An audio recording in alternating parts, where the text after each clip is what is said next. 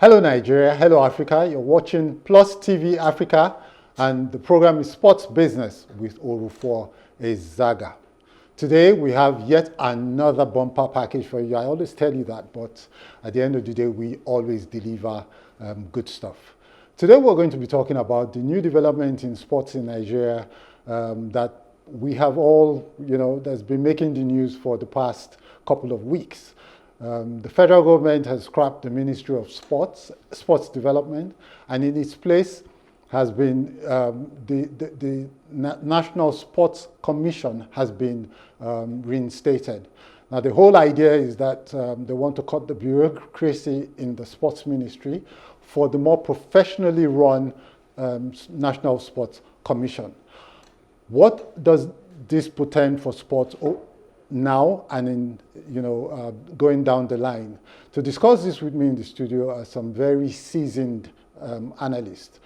They are actually very big TV personalities as well, which puts me in a bit of puts some pressure on me, seeing that they're so much bigger than I am in the industry. But not to worry, with me in the studio is Mr. Charles Anazodo. He's a sports journalist with SuperSport, and he's also one of the presenters, one of the anchors of Sports Zone on Lagos Talks FM. Joining him is his colleague. These are two pieces in a pod, more or less. Mr. Segun Agbede, who is popularly known as the pundit, and he too he's a sports pundit with SuperSport as well as Lagos Talks FM. A third joining us via Zoom from South Africa will be Mr. Emeka Enyadike, he's been everywhere. He's been there, he's done that, as they say. And we're all going to be looking at this new topic of the NSC. Is this the way to move sports in Nigeria? Is this the way to finally make sports work in Nigeria? Beyond just the development of sports, based on what the new leader of the NSC, Malam Shehu Diko, has said, we're about to see a period where the commercial aspect of sports in Nigeria is going to be taken seriously. So, over the next 45 minutes to 50 minutes, I would implore you to stick with us because there's a lot you're going to hear that may change your view about sports and sports business, and it could open an opportunity or two for you or your organization. So now's the time for you to, stretch your legs, get a glass of water, invite a friend to join you in this program, and we're going to give you a short break to do that. And when we return, the business begins.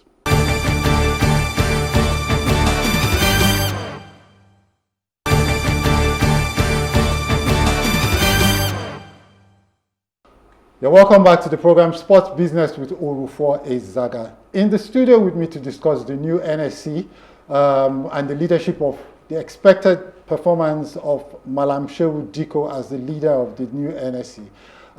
Charles Anazodo. Charles, welcome to the program. Thanks for inviting me, Kenneth. Yeah. Many people know you as, Orufuo, but I know you as Kenneth. You want the English version of it? That's nice to be here. I'm Orufuo Ezaga. What about you, Segun? Welcome to the program. Kenneth, when I first knew you 94, 95, almost 30 years ago, yeah. I knew you as Kenneth. Yeah. So where this sudden debate like Orufuo, we're ready to experience your viewers. Yeah. But it's okay. No, but I explained myself to you, and I'm not going to give the reason why. I don't know. Okay. Whatever pleases you. Anyways, welcome to the program. Yeah, it's good to be here, man. Good to be here. So let me start let me start with you. Okay. So what's your take on this new development?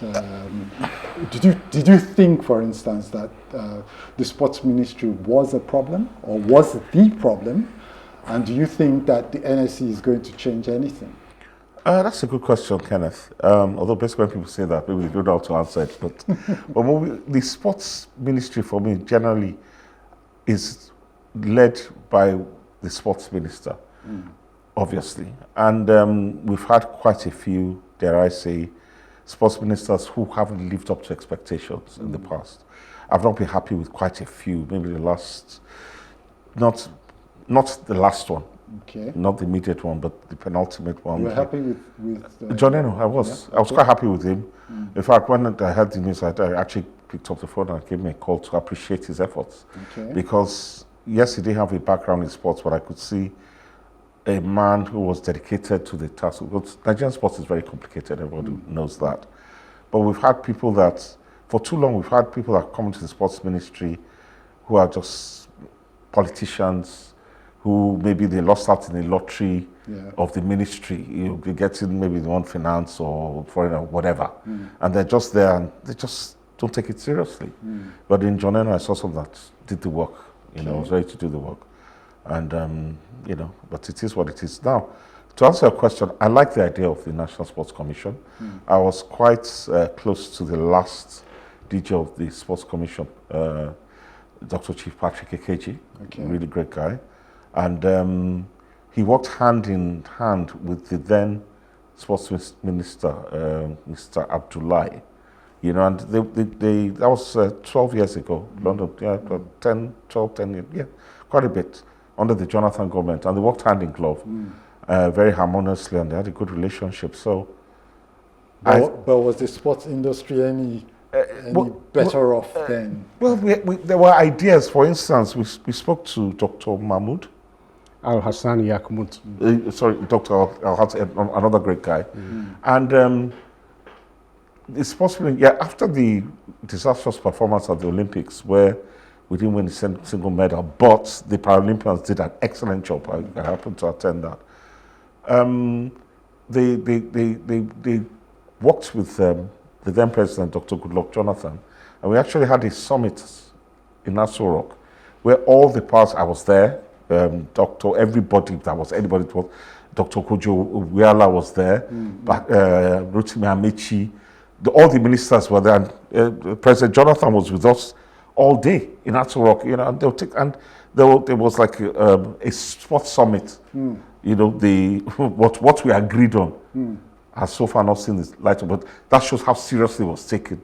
But new government, after a time, the NSA was scrapped and went back to the sports ministry, which depending on who is the sports minister, even the sports minister will tell you that he's working with civil servants. So having the National Sports Commission for me now is about professionalism first and foremost.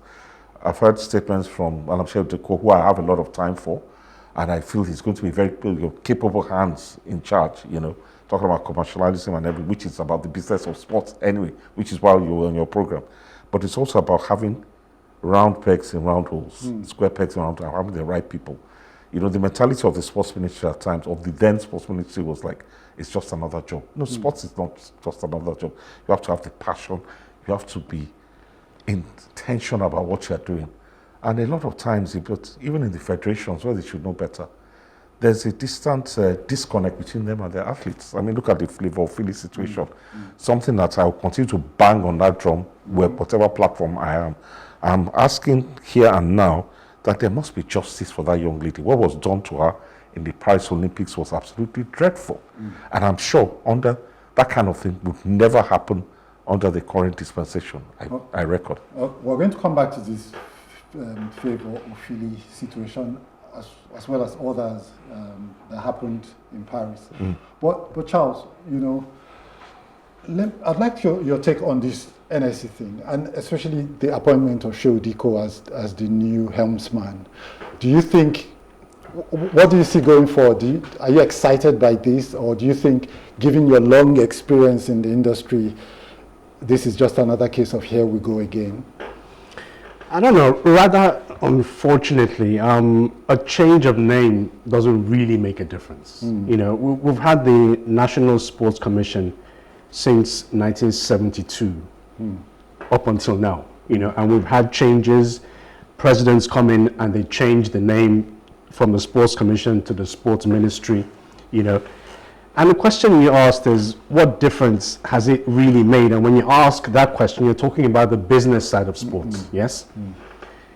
Then you've got to ask yourself, ever since government has been funding sports in the country, what have we as a nation gained in return? Absolutely nothing.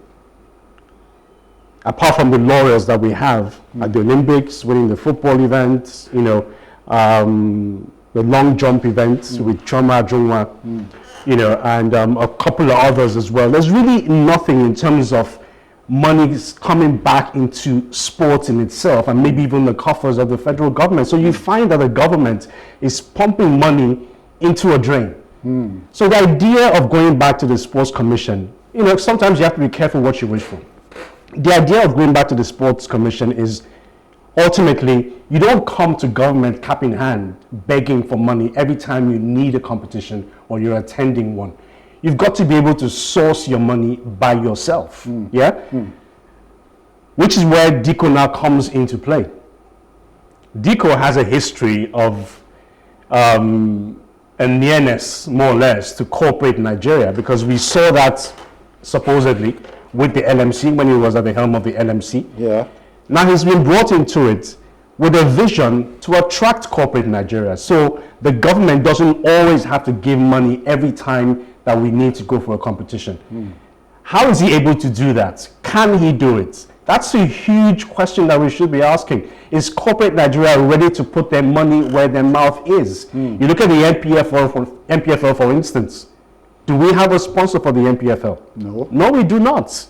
A couple of years ago, we had the mobile track and field event. Where did that go? It's dead and buried.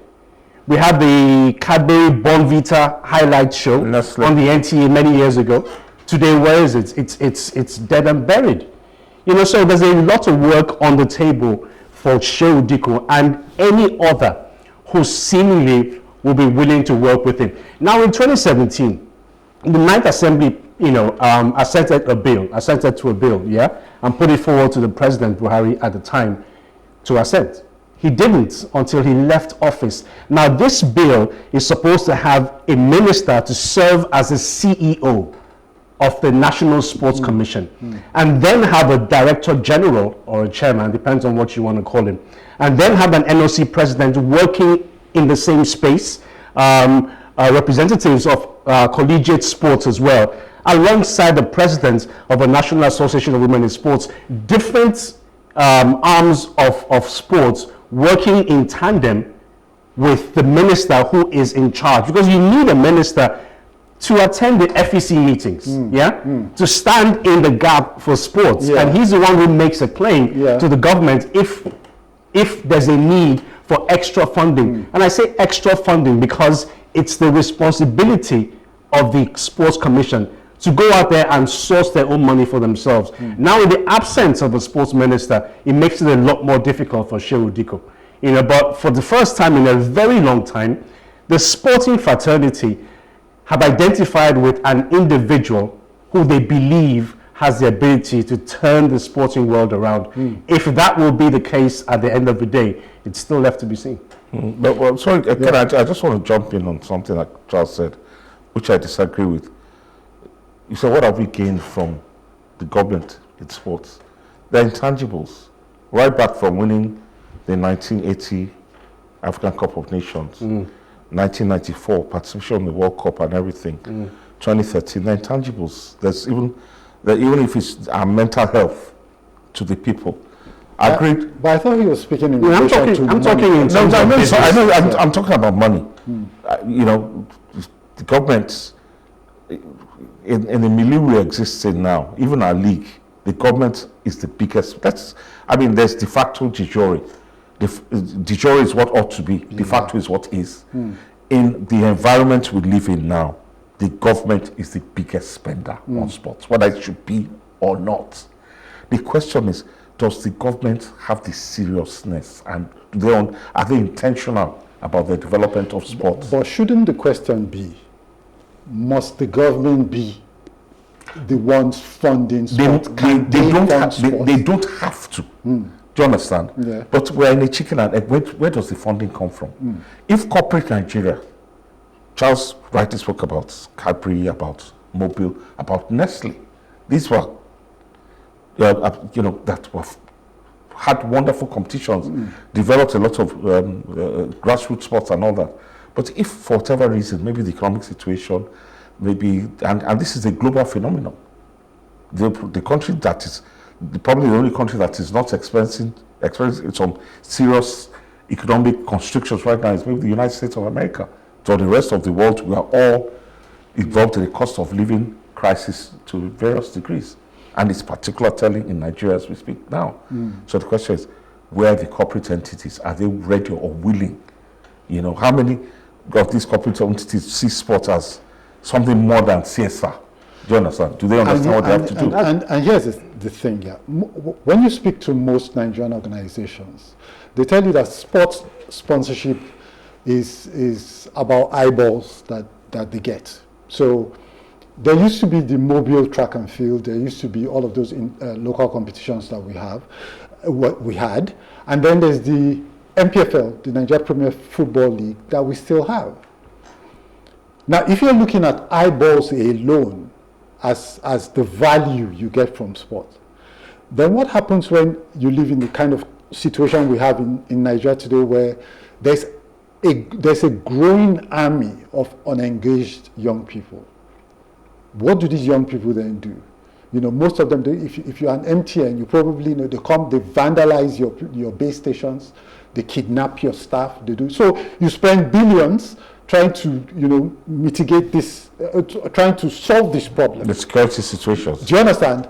Whereas maybe if you put half that money in sports, for instance, any sports competition, get all of these young people engaged in some way, you don't have to spend so much money on these things. So maybe do you see that there's value in that? For instance, Charles. And please, before you answer that, let me also ask that.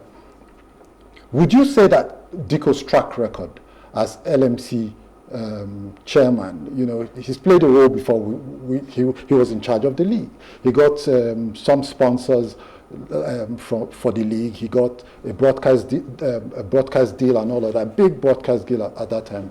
Do you think that he's still the sort of person you back to do this and get corporate Nigeria to behave? Well, you just spoke about the broadcast rights deal that he got, for the league at the time. SuperSport paid a lot of money, to showcase the MPFL.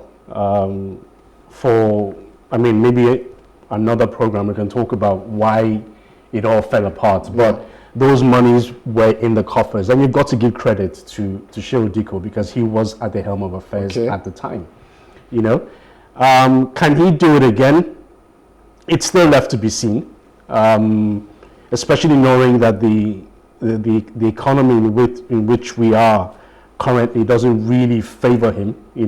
But now he's in between the devil and the deep blue sea. He's got to do the work.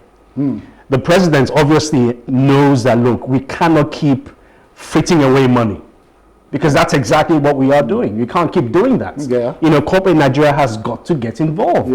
And if there's anybody who has a track record of having done it before, and this is not just about football, Diko has a track record in dealing with football. Now it's all about sport. It's all encompassing. It's a bigger task. It's a bigger responsibility, which is why he's got to surround himself with technocrats, people who understand what marketing is all about. So he's a smart individual. When you have a one-on-one conversation with him, you know that he knows his onions.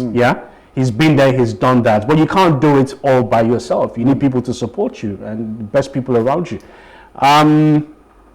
It can be done. It can be done. It's a multi-million-dollar industry. That said, but you've got to put in the right framework. I've heard Diko talk about how things are going to change, but we need an agenda. People come up with a 7-point agenda and a 9, whatever it is. We need to see something on paper, the workability of how it is that you're going to turn around sports in the country. It's not just about what you say. You've got to put the work in. So we need to see that, his framework, and how he intends to help sports grow in the country. I think it's a bit too early to say that he's either the right person or maybe the wrong person. Segun talked about the former sports minister and how he eulogized him and how he'd done so good. to be honest, in 1 year that the sport minister was in place, I really don't see what he did right. And from what I hear, he was on the verge of being sacked, because of what happened at the Paris Olympics. But because of some people who had a few good things to say, he was put in another ministry because the president wasn't happy with what happened. What happened was the country being put in bad light, So with the new sports commission, a lot of work will be put in place. People need to show support. Corporate Nigeria needs to stand up because that's where the funds are going to come from. Ultimately, we hope for the best. I'll tell you something about what Segun Diko has said so far that I totally agree with. And that's the fact that, look, we keep focusing on our national teams. And when you do that, right, it's just about draining the coffers, more or less, right?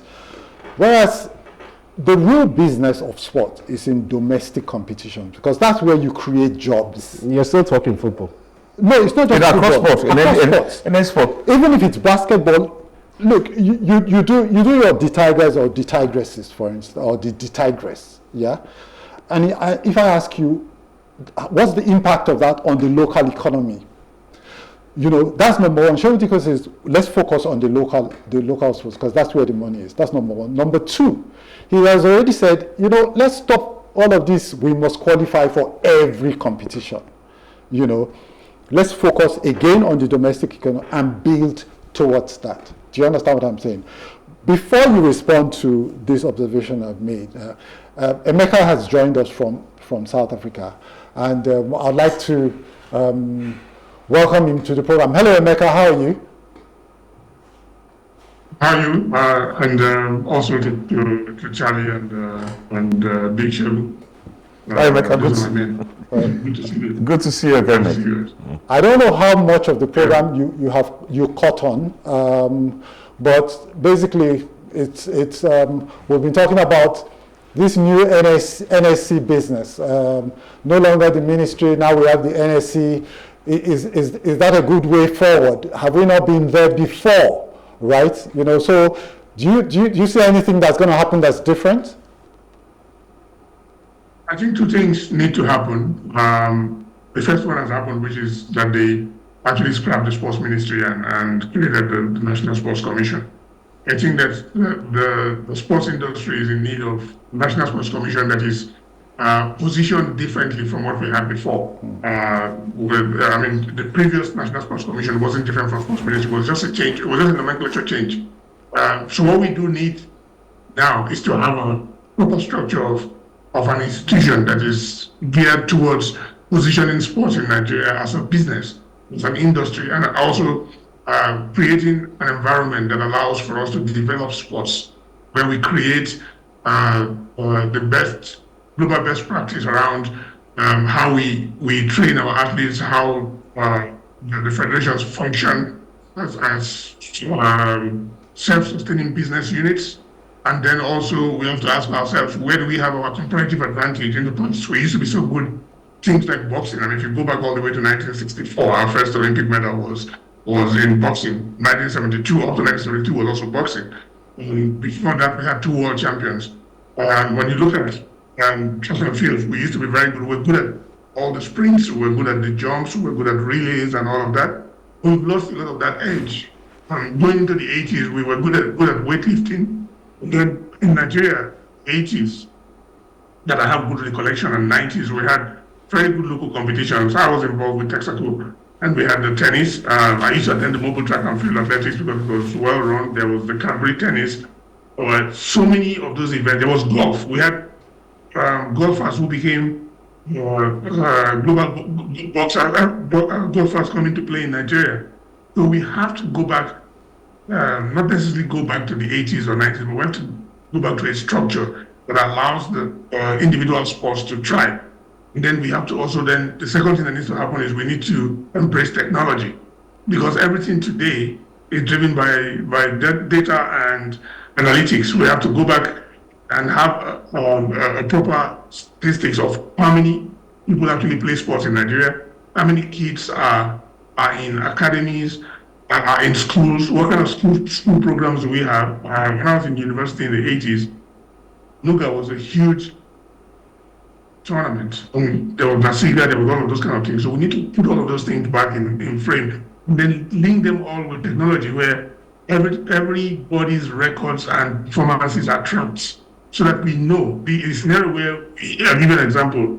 Suddenly we have these fantastic players in the under 17, and we never heard about them before because they didn't play for any schools. We cheat, we bring people from the league, we reduce their ages, and suddenly they're scoring goals and then they cannot progress. So we need to have proper data of all of our athletes and sportsmen in schools and all of those kind of things. Adoki Amesimaka was a student at the University of Lagos. JJQ, these are all people who were discovered during Nuga. If you look at South Africa doesn't import athletes from America to run for them in the Olympics. These are all guys who are in schools. They have the High Performance Center in Pretoria, they have another one in Potchefstroom, and all of the universities have excellent facilities where these athletes are trained and they produce world beaters. So there's a lot that needs to be done in Nigeria, and I'm glad that for once we have someone who's sports who has a sports background appointed to head the federation. Usually it will be some political guy that is appointed there, and he's not delivering because he surrounds himself with civil servants, and all they think about is how they are going to go to the next Olympics or the next All Africa Games or Commonwealth Games or whatever. Nobody's thinking about development. It should be about development. And when you talk about the corporates coming to support, you have to then bring in technocrats, because MTN or Coca-Cola or some of those brands are not going to give you money just because you have a new structure. You have to build properties around them and show them why they need to support. And then you have the confusion with the NOC. The NOC, Nigeria Olympic Committee, only exists when there's tournaments. That's when you hear about them. There isn't a structure. And then the other thing is we need to develop a framework around Olympic studies where these values are taught from a very young age. We still live in a world where we teach PE in schools from early age. And when I in my travels around the world, I find that this thing is not rocket science. It's just about bringing the right people, and the other word for me basically is about the quality of the manpower that you have the people. You have to bring in people who have been trained in this discipline to be able to do it. Okay.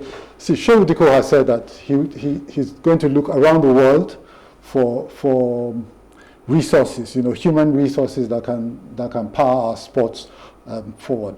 But I was also so do you agree with the premise that we should focus on domestic competitions if we want to grow business in this country? Yeah, no, I really like what Emeka said. He summarized it very, very well. We have to look inwards. But I still want to track back a bit to the role that government has to play. Now, Charles alluded to something which is very important. Goodluck Jonathan spent the whole day with us in Anazodo because he was intentional about sports and he was really interested for the president. And at the end of the day, he made clear and concise comments about everything that took place. Then come 2017, we had another president. I'm not criticizing anything, but he wasn't interested. He showed that he wasn't. Skip, how many years, 8 years later, we have another president who seems to be interested in the business of sport. Hence, we are where we are here now. You understand? So, yes, it's not rocket science. Things have to be done differently. Emeka spoke about personnel. I mentioned it myself that the sports ministry for too long was just a placeholder for somebody just to be there.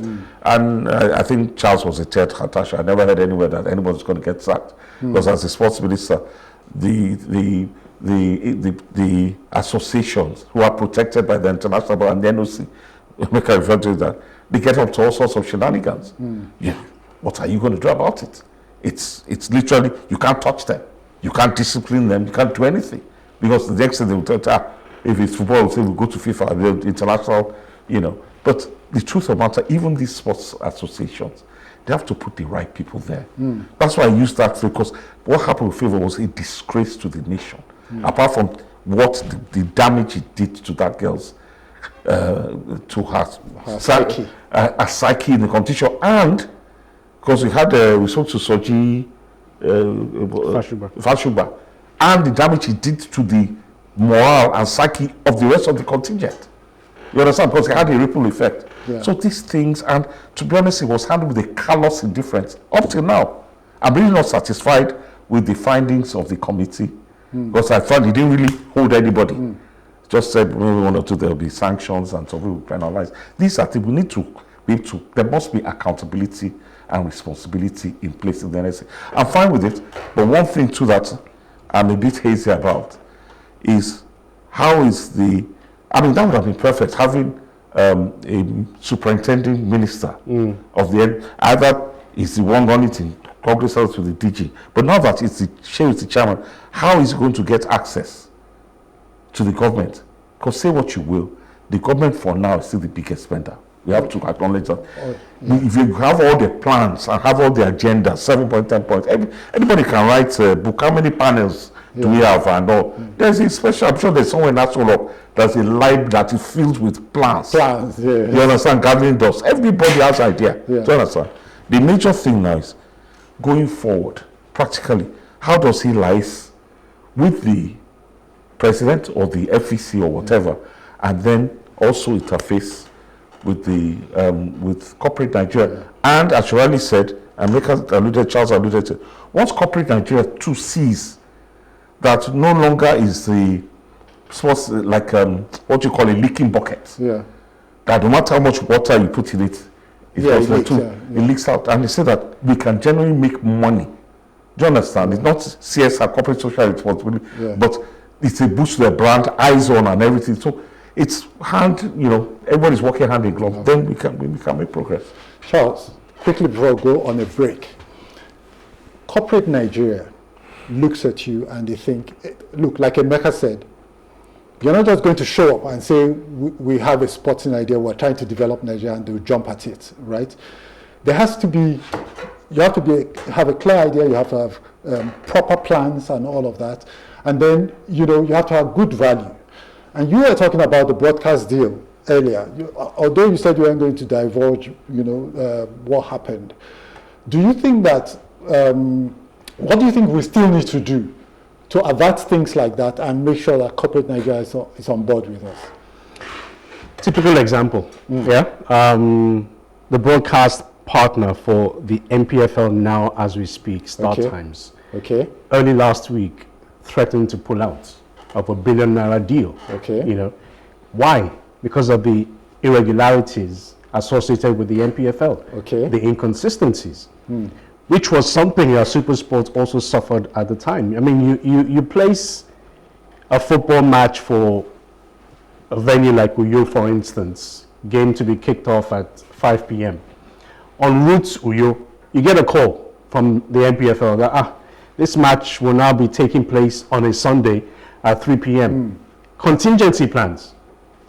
It already cost you God knows how much to prosecute just one game. I mean, at the time it was about 15 million. You can imagine how much it is today. And then you have to push forward to the next day. You're talking crew, you're talking booking for satellite spaces as well. I can imagine that Star Times must have gone through all of these hardships and threatened to pull out of the deal. They are in a round table now discussing, maybe have come to a resolution. But these are the sort of things that stops corporate Nigeria from putting their money where their mouth is. So we've got to be able to not just have a product, but have a product that the company that wants to put his money in can be satisfied with. Knows that at so time, I'm going to have 5 million Nigerians watching this and knowing that we are responsible for this particular broadcast at whatever level it is. So those who are concerned with sports have to put this in their mindset and realize that corporate Nigeria also has to have value when they place their money in a product. And that's really key going forward, really. All right, that's succinctly put. You're watching Sports Business with Orufuo Ezaga, and the program is reaching you live from our studios in Victoria Island, Lagos. This is Plus TV Africa. My guests are Charles Anazodo, who is a sports journalist of repute, and Mr. Segun Agbede, who's also a long-time sports analyst, popularly known as the pundit. And in South Africa, joining us via Zoom is Mr. Emeka Enyadike, who has a stellar reputation in the sports industry in this country and across the continent. All right, we're going to go on a very short break. Don't go away. When we return, the business continues.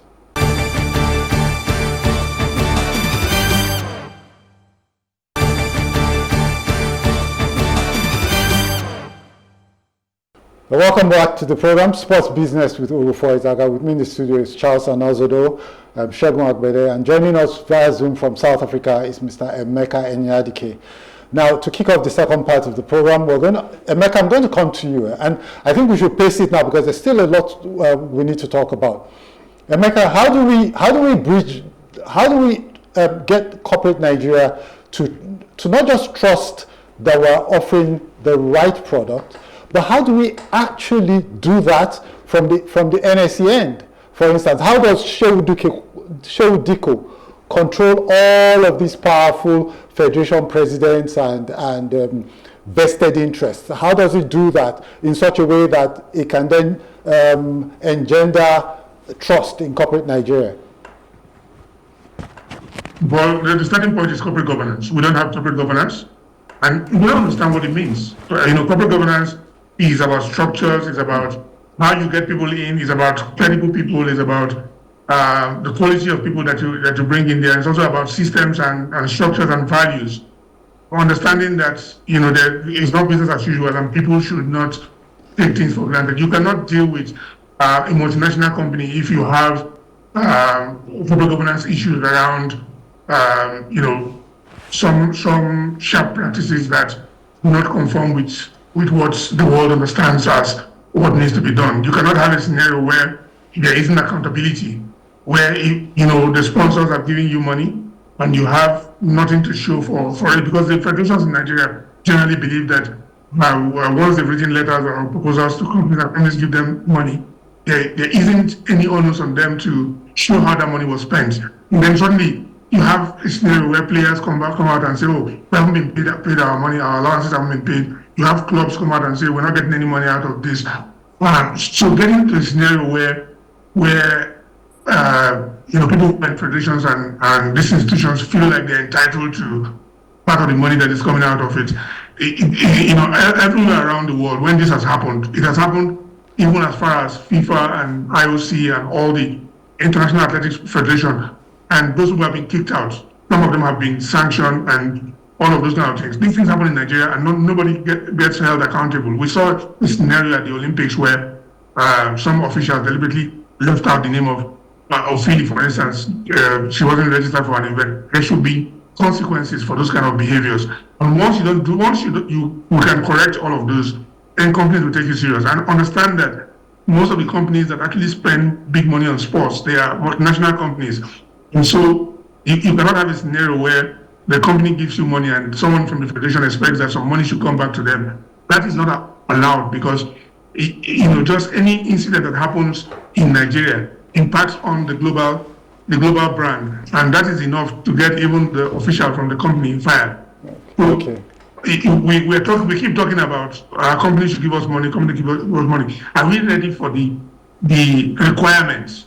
The things that we need to put in place. We need to be able to put institutional frameworks in place that you take to the companies to show them these are our rules. At least let them trust that their monies are going to be spent appropriately. Kenneth, I don't even think that Segun Diko should have any problems with the federation bosses. If I were in his shoes, what I would do is delegate. Shoulder your responsibility. Cycling federation, deal with your federation, source out sponsorship for your local events. When it now becomes a national event, like going to the Olympics, the All Africa Games, it becomes now the responsibility of the National Sports Commission chairman to pull all of these resources together, because you're representing the nation. So it's all about making sure that the federation bosses have confidence in you to trust them to do their job, jobs, to face up to their responsibility. Yeah. And I think that way you'd have a seamless, relationship with the federation bosses, and everybody works together ultimately for one goal. Okay, I quite like that actually. I was just going to say, I want to pick up on something Emeka said, and it's right. You see, people tend to look at me a bit funny, when this favor feeling thing, but if there's anything I hate in my life, it's injustice. I can't stand it. I can't stand people taking advantage of one person. You feel you're in a position of power, and then you walk, and Emeka is right. That thing held up the nation to international opprobrium. We're made to look stupid in the eyes of the world. Until today, even dare I say tomorrow, absolutely nothing has been done. These things need to stop. I'll give an example of other issues of perfidy back in the day. Under a certain sports minister, I think it was the Commonwealth Games in Birmingham, I happen to know from a very credible source that badminton, they were told that there was no budget to take them, and they qualified to go to Birmingham. And those slots were filled by people within the sports ministry in Birmingham, registered as the badminton team. These things have to stop. People are not stupid. Do you understand? Yeah. So I don't know how the perfidy among the federations, how they're good, because there's a lot of good federations, there are a lot of firm, and there's some that are just bad. And they need to be accountability and responsibility is the bedrock of corporate governance. And if we keep on operating in our own peculiar way of saying, a Niger way, sorry to say, a Niger way, it won't work for us. Okay. I have a few ideas of my own to Really? say. Yeah. Is that a surprise? But you see, how do we, okay, so we know what to do. We know we should Charles says, let's let the federations run. You're saying, let's be, how do I put it? Let's treat everybody right, yeah? Emeka said there has to be good governance structures, yeah? How do we make this happen? Emeka, I hope you're listening to me. In the NSC right now, how do you make all of this happen across the different sports? Did you hear what I said? It's not difficult. I heard what you said. You said, how do you make this work across all sports? Yeah. It's about structural adjustments. Yeah. There has to be a definite structure of what the NSE is and how it is different from what we had before. And then we need to also look at what where we locate the federations within the structure, because like I said before, you have the NOC, and the NOC does absolutely nothing the entire 4 years. They only come to life when there's Commonwealth Games, or there's Olympics, Africa Games. The federations do nothing. They come alive when there's the national tournament, and then they start scrambling. And then you hear things like, the president has spent my money to send the team there, or you hear that they managed to send up some team and then expect to win things. You have to go back to the scenario where pre-colonial days, when most of these federations started, and we borrowed from the British. What is the association? There is associations where you have members put across the entire structure of the country. If you haven't had experience running sports in your local government, or even your community, or at the state level, how can you run a national federation? That's what happens. We throw up all kinds of characters who become presidents of federations and become members of the board without any requisite experience. We have to go back to the framework where we have actual structures at the local level. And I'll give you an example. In the 50s and 60s, there were athletics clubs in Nigeria. If you speak to Violet Waje, who was one of our most iconic athletes, she will tell you they had what they call the Fanti Club. They had some of these clubs in Lagos Island. They had clubs everywhere. The same way you have a Ikoyi club and all of those kind of clubs. Those things died in Nigeria. When suddenly, during the military government, they created ministries, and then suddenly nothing happens. When there's National Sports Festival in Nigeria, which I think is the biggest, it should be scrapped, because it doesn't help us. The states go and they pay and they bring athletes, and then suddenly when the games are over, they all disperse. we must have a framework that is tied to school structures, community structures, club structures. And, in the 80s and 90s, when there was mobile track and field, there were clubs that used to come and compete. This thing that we do in Nigeria, where suddenly is the states go travel around the country, most of the state sports ministries and sports councils, nothing happens there until when there's National Sports Festival and there's all of those kind of things. So we must have a structure that links up everything from the schools to the community, to clubs, and all of that. Even it reflects in the professional league, where out of 20 leagues in the Premier League, like 18 of them are owned by the state. And they are Rivers United, Kaduna United, this United, that. The clubs don't have any connection to the community. Okay, so and revenue is not. Segun talked about government funding. The budget of the Federal Ministry of Sports for 2024, 30 billion naira. How much is that in dollars? 2.something million. Anybody Dollars. Else? So you said 30 billion? Million dollars. That's less than $30 million. That's how much in dollars? That's like 23, 24 million. 15 million. It's less than $15 million. Wow. $15 million. Wow. Okay, Mecca. So Charles, I want to bring in Charles at this point and ask. Yeah, Charles, I have an idea of mine. So and this is it. I think we have come to a point now where we have to separate the administration of sports, yes, and the politics of sports from the business of sports. I don't know how you're going to do that. So, for instance, in South Africa, and I knew this because when I spoke with Emeka the last time, we talked about this. See, look, in South Africa. Look, let's not. No, in South Africa, let's land. SAFA has a CEO. Yeah. The PSL has a CEO. Why don't we have stuff like that? So you say, look, your NFF, you have a CEO who runs the commercial, wing of the commercial arm. Let the president let them do the politics. We can do that with football. We can do that with basketball. We can do that with the big sports. So that we split the business from. But the chairman of the NPFL is the CEO of the NPFL as we speak in Nigeria. There's a chief organizational officer as well in the NPFL, which is Davidson Orumi. Yeah. So these offices do exist. They exist. So I don't know exactly what you're talking about. How about the NFF? The NFF. What do you mean the NFF? The Nigerian Football Federation. You want them to have a CEO? See, let me tell you why I don't agree that these things exist. Yeah, because right now the government don't have to agree because it does exist. No, hang on. The government structure in the league today has the MPFL board, saying its own, and in the MPFL, then there's the partners that they have, who also have a say in how the league is run and all of that. We need to have a very clear and defined way to get these things done. And for me, see, Kenneth, I think you're putting the cart before the horse.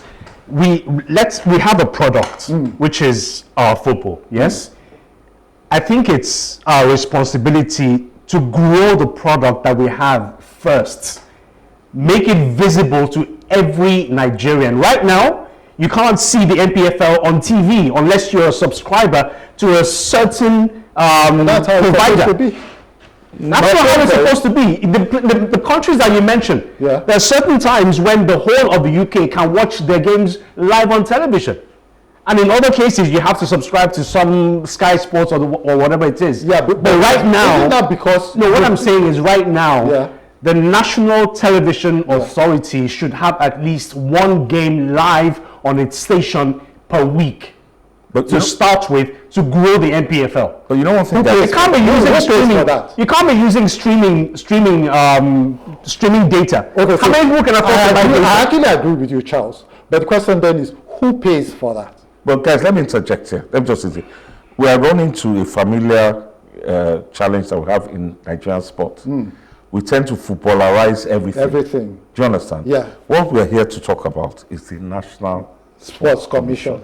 Which is why I said the biggest sports in the country. No, but the thing is, football is the biggest sport in the country. Whether anybody argues or likes it or not, that's the truth. Yeah, and for everything else to work, football first must work. Yeah. So you will not blame Shehu Diko if, for instance, he prioritizes football first. Because once it starts to work there, Yeah. it will work everywhere else. No, but I disagree. Yeah. Football is big and everything, but remember our Paris outing, our outing at Paris Olympics, across wasn't particularly good. Yeah. But in fact, it was very average. Yeah. You understand?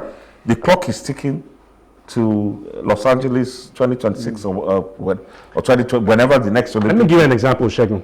1996 Okay, is our so, most... we have to call it a wrap in a couple of minutes. So, so I just want your final thoughts on this. Let me give my, Please. so my final thought is based on what Segun was talking about. In 96, we had our most successful outing at the Olympics. Yes. The first medal we won, 23 gold medals. the first medal we won The long jump. was in the long jump. Yeah. Yes. Nigerians did not realize until we won a football medal.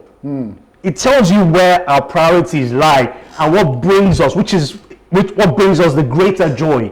That's why I say, look, prioritize what is yours first. Comparative advantage for us is football. You get that right, and every other thing will fall in place. But then I disagree, because comparing, I cracked it. I said we won 23 gold medals at the Olympics in Atlanta, but we did not. Yeah. We won 2. Yeah. Do you understand? Yeah. So what you become? So that's 1. You carry a squad of 80. When last year that footballers even qualified for the Olympics anyway? Women, some of our plan, but very, very poor. Yeah. We need to prioritize. Emeka mentioned it.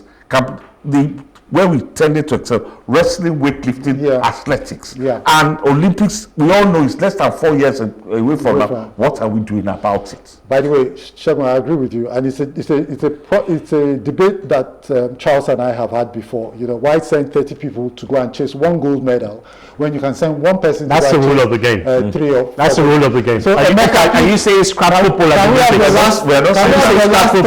your last thoughts on this so that we can call it a wrap? Emeka, you didn't join us on time. There's plenty with that. I was listening. So here's the thing: we have a sports industry policy that was passed, which was championed by the NESG, and NESG is Nigerian Economic Zone Group, which includes a lot of the corporates, the people that you go to look for money from. There has to be harmony between that policy and what is included in the new NSC. In fact, that policy needs to be incorporated into the new NSC Act. And we have to then look at ways where we can, the good thing about it is that, over the last 15, 20 years, I've been fortunate to travel the world, work with various international bodies and all of that. And some of the things that I see, we have all the ingredients. Nigeria we have the talent, we have the fan base.